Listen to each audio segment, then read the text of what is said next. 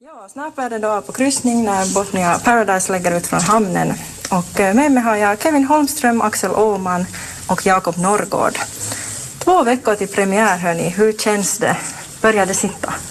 Ja, det känns otroligt. Alltså vi är otroligt taggade. Och jag börjar steg för steg så kommer koreografierna och sångnumren och man känner att saker börjar falla på plats. Vi hade första tekniska genomdrag igår av akt 1 och man känner hur den här pjäsen verkligen liksom får den där farten som den behöver och det blir bara roligare för var dag som går.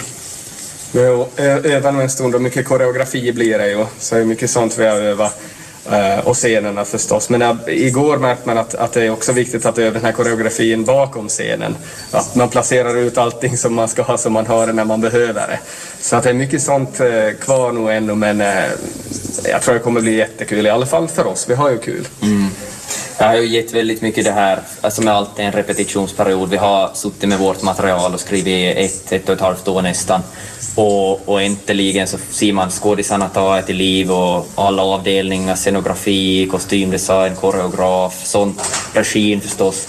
Och är vakna till liv och vi inser en massa saker vi har tänkt fel och så skriver vi om och där skådisarna har fantastiska förslag och vi lägger in och vi har en idag, nu på eftermiddagen har vi ett manusmöte och kommer skriva om ännu, så att elever ju som alltid när vi gör något nyskrivet så elever till sista stund och det blir bara bättre hela tiden.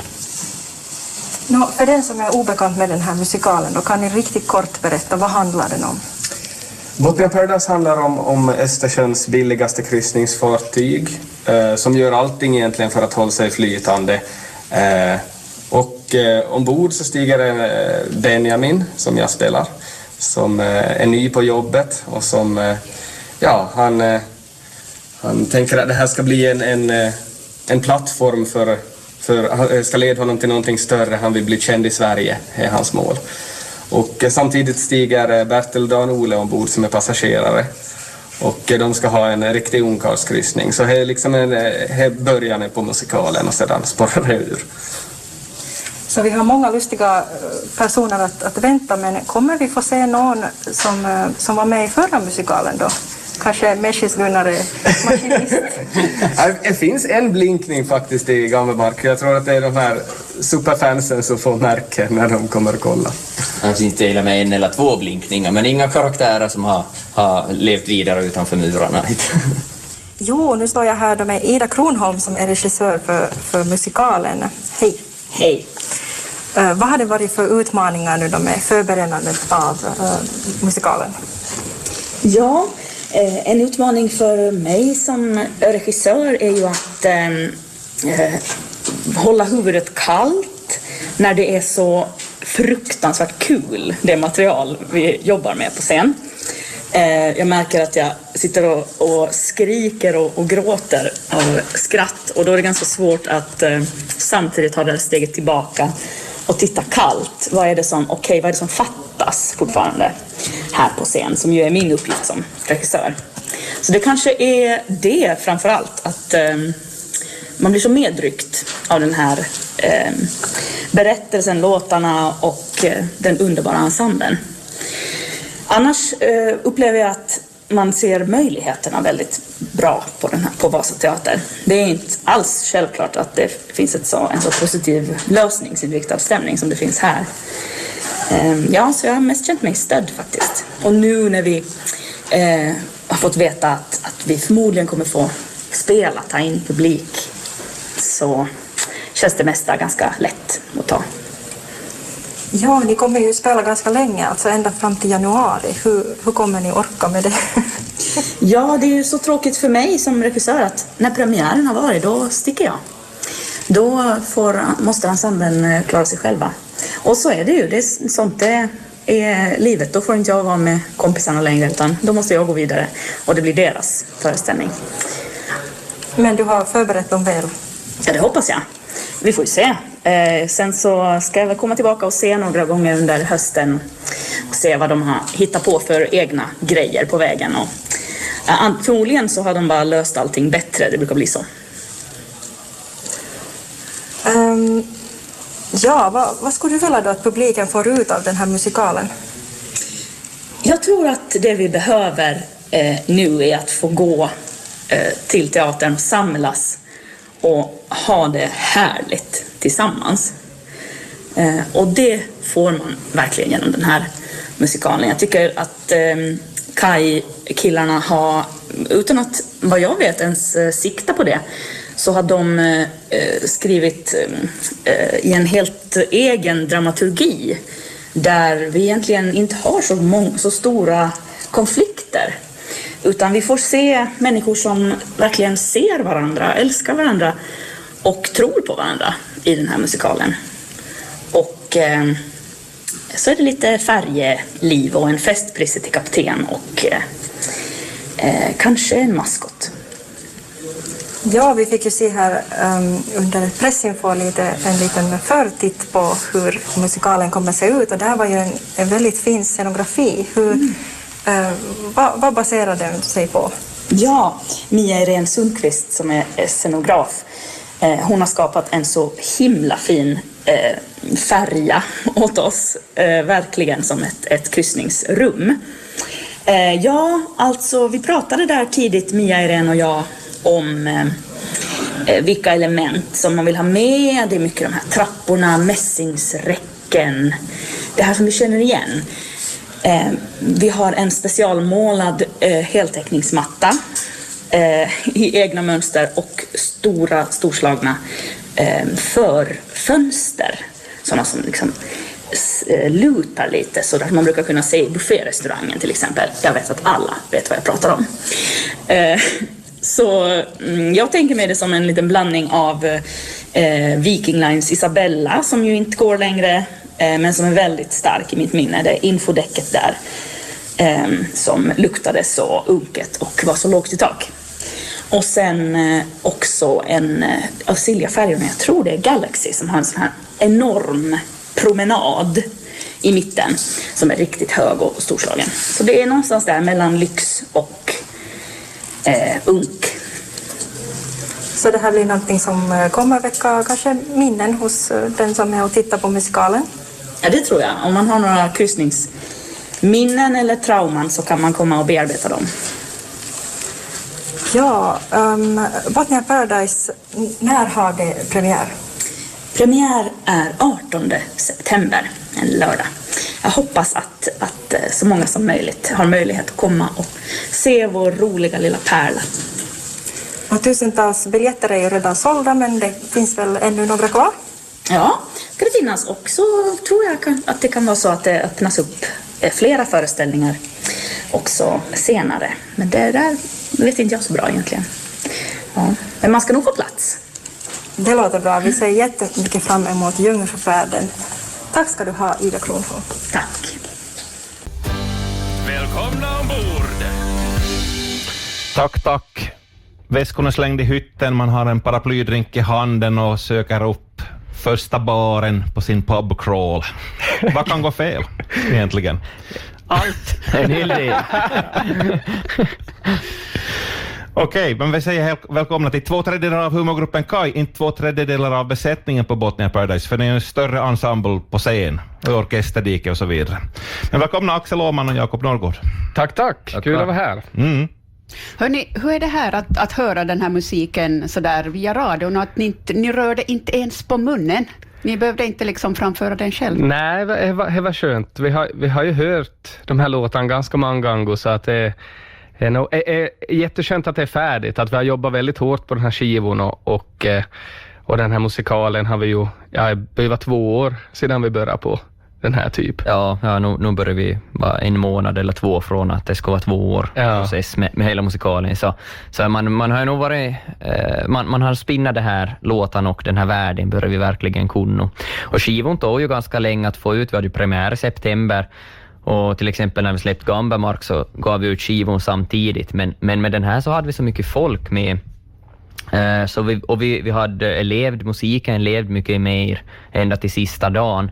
Och vi hade stämmor och allt möjligt. Så vi ville som att vi skulle sätta allting klart och folk skulle öva in sina stämmor och sånt. Och sedan så skulle vi få bandet när vi hade som är faktiskt färdigt.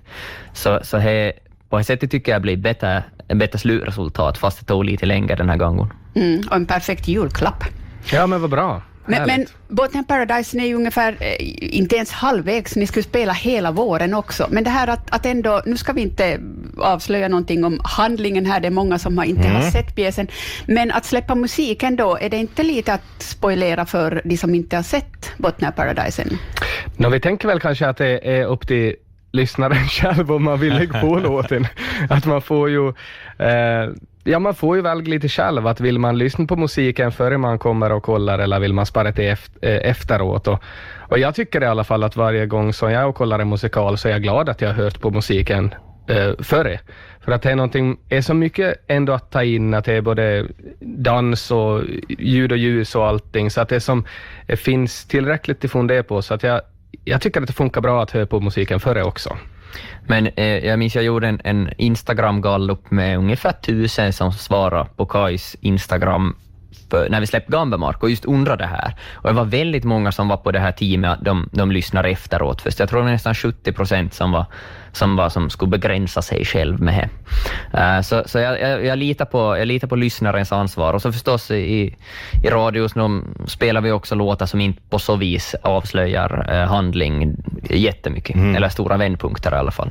Man kan lägga på karaokefilter också på spelaren, så man bara hör musiken. Ja, exakt, eller lägg på en annan kanal. Nej. Ja, just. Nej. Men vi kan göra som ungefär inför Vams Last Christmas, att vi varnar lite att nu kommer den att komma, så gå och göm er.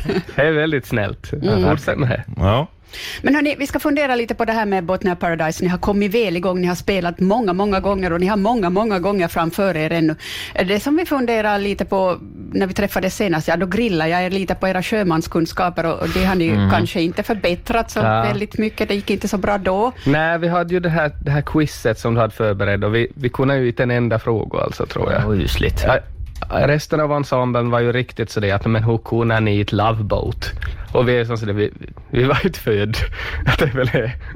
Det var det. Men jag tycker vi glömmer det där. Det är preskriberat. Men det vi också funderar på det här med dansen och dansmovesen. Och det kan vi avslöja så mycket. Det dansas en hel del i Botnian Paradise. Jag tycker det satt mycket bra. Hur mycket har ni kämpat liksom för att få det? Alltså, jag är som fascinerad av det varje gång vi har jobbat med vår koreograf Ida Inksi Holmlund som är hem från Pedasöre. Hon är ju som superproffs. Alltså dels hur hon personligen dansar, hennes dansstil som hon tävlar i och sånt är helt oförståelig hur man gör. Men också är det att hon är så bra att se när vi börjar en repperiod så ser hon vad vi kommer att klara av om 6 veckor, inte vad vi klarar av idag. Och att hon kan som visualisera och vet att det kommer till bygga. Så det tycker jag är jätteimponerande och hon drillar oss bra. Och man sätter jättemycket reptid faktiskt på den här dansen för att det ska sätta sig i muskelminnet och så det. Ja, det är nog en sån där sak som utvecklas också under tiden man spelar. Att liksom, jag har flera kompisar som har varit på premiären och som sedan har varit senare. Och som till exempel, jag är med i ett steppnummer, nu ska jag inte säga mer om det, men att just en sån sak så blir mycket bättre med tiden också. Så det är ju lite så det att om man var tidigt och kolla och tyckte att dansen inte riktigt satt så kan man komma en gång till. Så får man se nu sitta den. Och en tredje gång i april kanske. Ja, men exakt. Perfekt. Då är det sikta mot sig, vad heter det? Dansa med stjärnorna. Ja, men exakt. Dansa med sjöstjärnorna. Ja.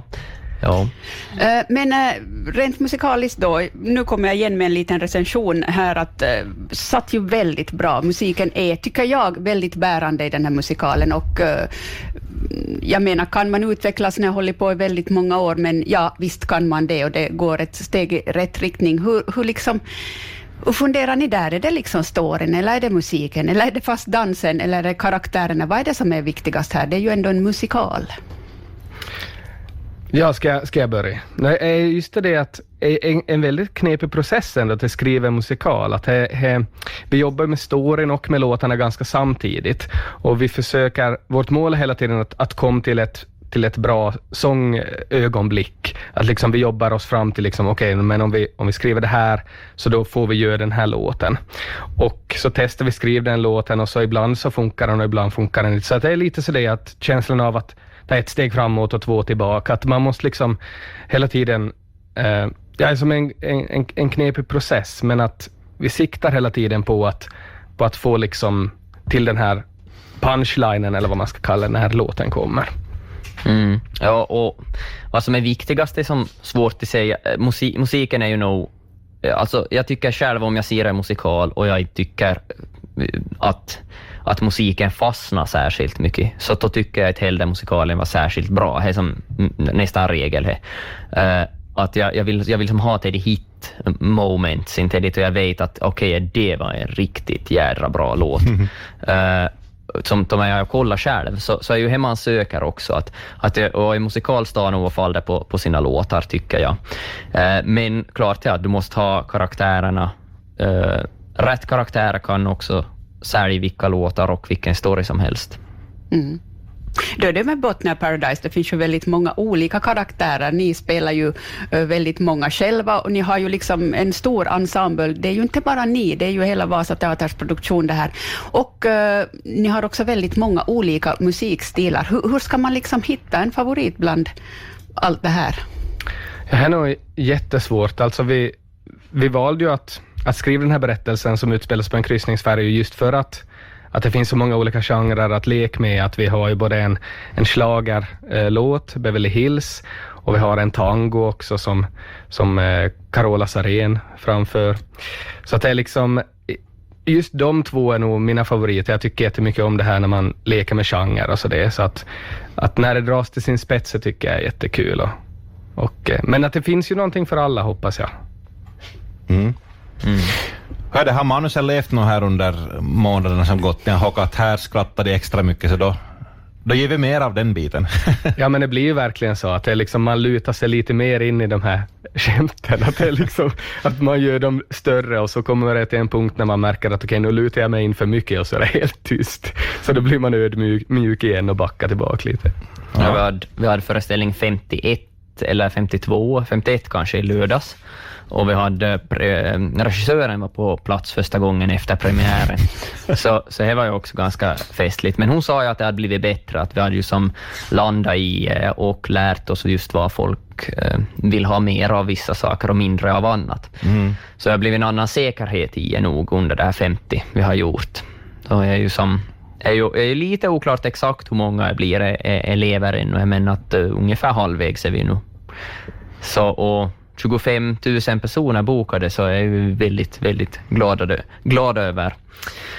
Men det här som den vita valen är ju nog att vi ska ta det här Colorado Avenue som har besöksrekordet på 27 500 från 1999. Yep. Vi sitter och vi hör det att om vi är nära så då bokar vi upp en föreställning så vi tar det. Så pinar ni några extra föreställningar och delar upp biljetterna gratis? Så. Ja, men exakt så märker ingen det. Men hur är det här då? Det funderar väldigt många på, jag brukar säga, men det är ju deras jobb. Men att kväll efter kväll, okej, ni spelar inte alla kvällar, men ändå 51-52 föreställningar redan och lika många kvar. Hur liksom motiverar man sig? Jag menar, det är oftast en ny publik för varje föreställning och de ska få precis samma härlighet som alla andra har fått. Hur gör man för att liksom hålla igång så där länge? Ja, just för att publiken är där och är ny. Och man märker ju redan på första skämten så man säger, ja just det, de har inte hört det förr. Och så påminns man om att man måste bjuda till och skärpa sig. Och så tycker jag hjälper att man jagar ju alltid den här perfekta föreställningen på något sätt, att det kan vara bättre. Du gör alltid något smått misstag som du tänker, nej men det gjorde jag bättre igår så jag ska göra samma nästa gång.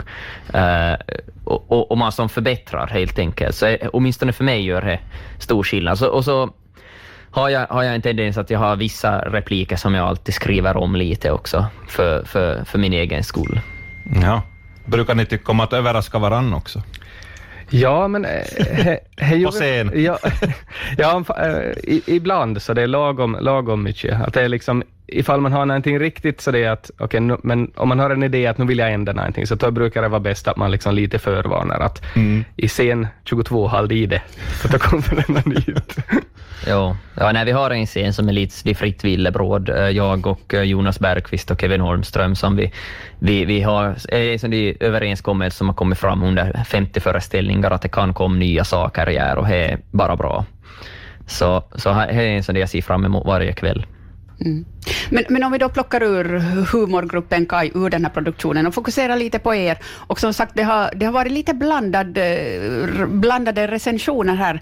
En del har faktiskt tyckt att det har varit för mycket allvar och för mycket djup i Botnia Paradise, och jag funderar kanske det här är ändå ett steg i rätt riktning för er. Ni behöver ju också liksom göra någonting annat än att bara bjuda på skratt så att säga.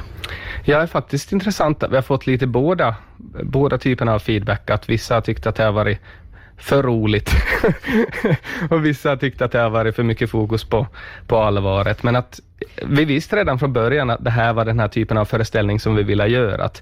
Att Gambamark var kanske ännu mer en parodi på musikal, och nu går vi lite mer mot att faktiskt göra en musikal. Att vi har ju som under den här tiden att ha skrivit två, så har vi börjat tycka om formen musikal väldigt mycket. Så vi försöker göra redan från början så var det som sådär, vi vill ha en tydlig story och landa på något sätt i någonting som man kan ta med sig.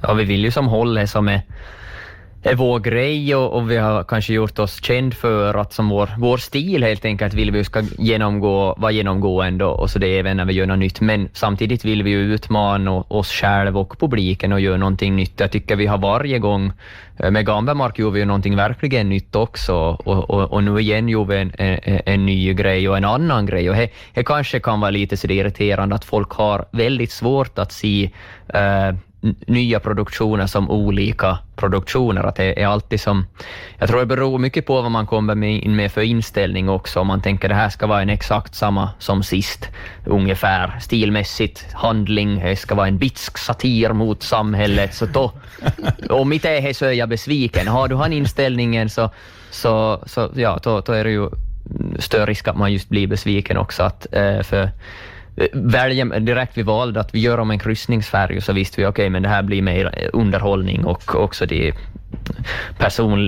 karaktärers relationer och livet. Jag som inte sitter där, jag förväntar mig att det ska vara en kritisk granskning av kryssningsbranschens miljöförstörande och råkapitalistiska krassa verklighet. Det finns i undertexten, riktigt långt under undertexten. Jag vill ha liksom med stora neonbokstäver. Åk ej båt. Nästa gång. Hals i land. Hörrni, vi måste börja avrunda. Det ska vi säga, nu är det fullt fokus på musiken och skivan, och ni kommer bland annat att utmana på Vegatoppen den här veckan. Det blir spännande. Vi har haft lite svårt att välja låt dit, men jag tror vi har en riktigt... Vi ska inte spela den här nu ännu, men att det kommer snart. Det kommer en liten... Jag är faktiskt inte vi som sjunger låten vi kommer att utmana med, utan en av våra skådespelare. Jag vill ändå ställa en sån fråga. Ni är mitt i det här.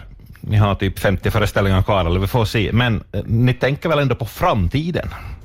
Härnäst kan det tänkas bli fler musikaler, eftersom ni tycks ha lejdon. Nej, alltså det skulle ju tyda på det eftersom vi tar lejdon, men vi har nog inte någon vi har inte så lång, vi har ingen 5-årsplan på det sättet. Nej. Vi är nog så att vara ingen manager som bokar in er överallt. Inte än så länge, nej. Nej, men vi väntar bara på nästa, vi ska få nästa idé, och så behöver vi jobb på det. Ja. Och vi försöker som sagt inte känna in vad som är rätt, vad är nästa steg och vad vill man göra, och så det att vi har producerat 3 väldigt stora shower på ungefär 4 år. Så när lite så det blir man känna att nu ska man kunna ta ett steg och fundera vad gör man till nästa grej, och så det är så. Men då finns det ju lösa planer men ingen 5-årsplan. Okej. Då rundar vi av samtalet med Axel Åman och Jakob Norrgård, helst till Kevin också. Och så Havets ungkarlar, The Bachelors of the Sea, från Botnia Paradise.